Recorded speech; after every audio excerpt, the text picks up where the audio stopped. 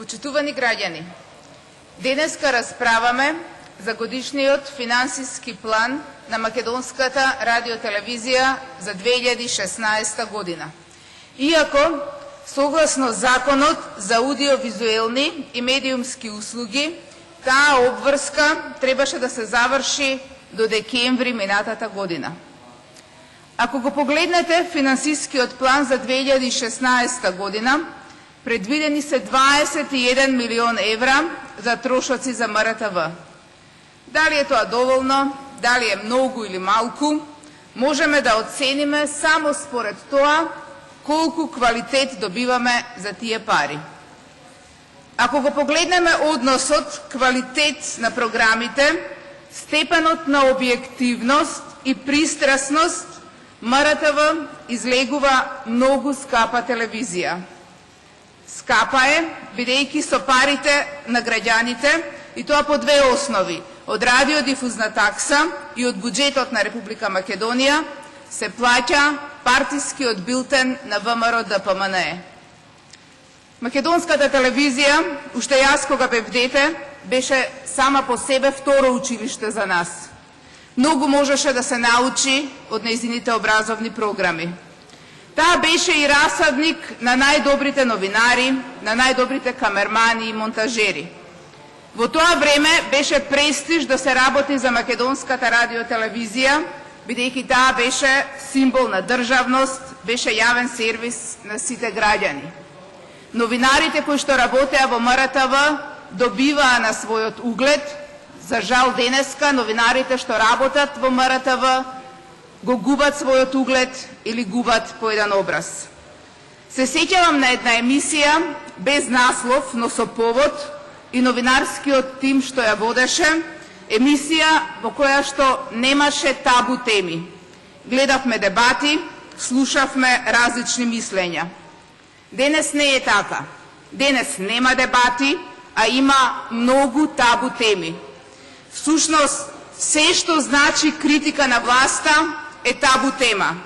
Се што значи прикажување на реалноста и на вистината е табу тема за МРТ. Денес Македонската радиотелевизија е само бледа слика на општата состојба во која што живееме. Таа е место на цензура, на самоцензура и пропаганда.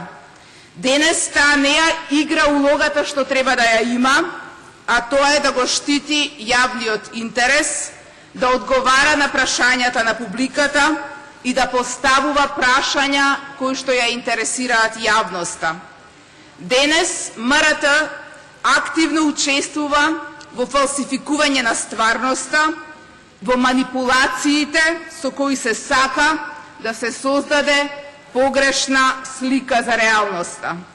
Денес ова радиотелевизија не информира, туку дезинформира, бидејќи рестриктивното информирање е дезинформирање.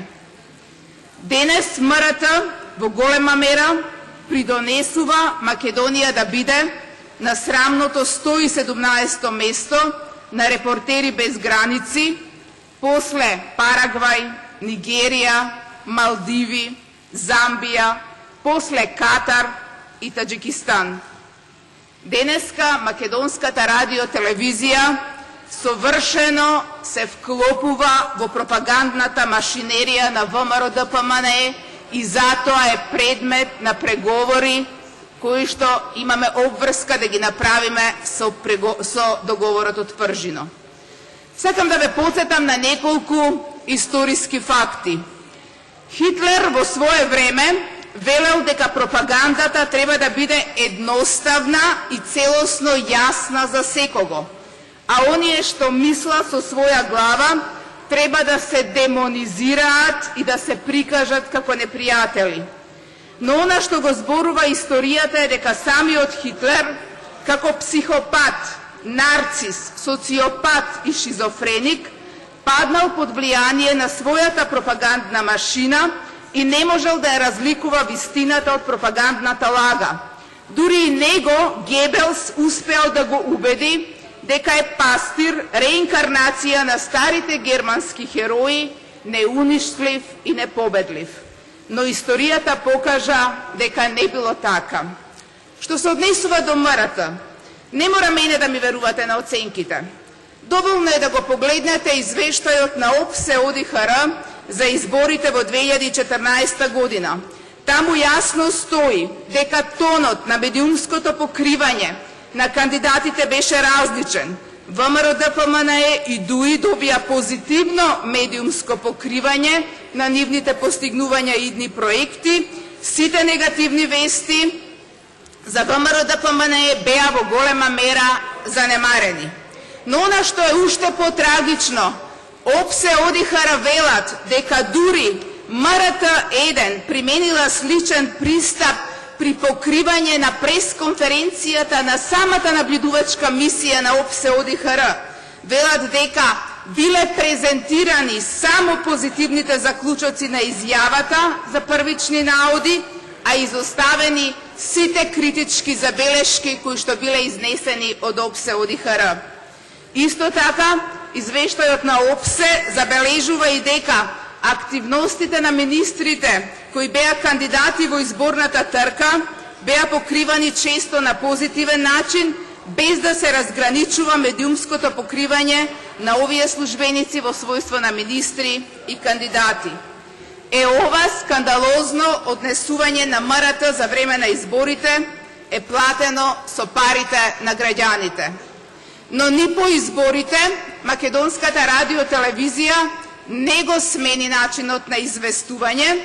Не слушнавме ниедна информација на Македонската радиотелевизија за криминалот, корупцијата и злоупотребите кои беа презентирани во така наречените бомби на Заев, а јавен интерес е да се презентира доколку постои злоупотреба на власта, доколку постои криминал во редовите на власта, доколку постои корупција во редовите на власта, доколку судството е партизирано и се избира од тефтерчето на горде.